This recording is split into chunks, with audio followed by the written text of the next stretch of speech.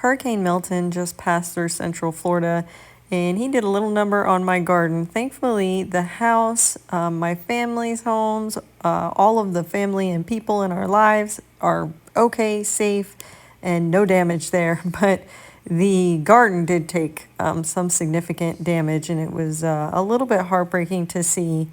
A lot of the squashes have wind damage, the eggplant broke.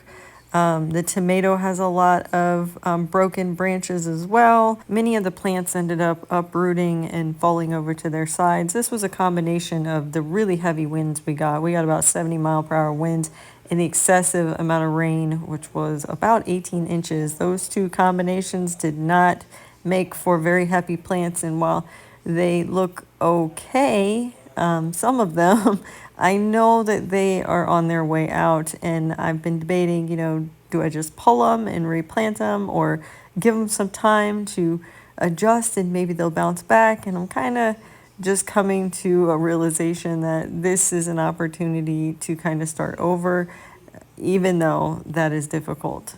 The good news is that many of my perennials did really, really well, and the ones that didn't, a lot of them can be cut completely down to the ground and they will regrow. And a lot of these fruit trees are going to recover from this. They have all of this, have this lean going on one way or another. There's definitely a path here where a lot of wind came through. So we're going to prop those up, and my wonderful husband is creating these stakes to be able to put them back into place and allow their root structures to really strengthen up. Now, the two plants that did exceptionally well was the mulberries and the avocado.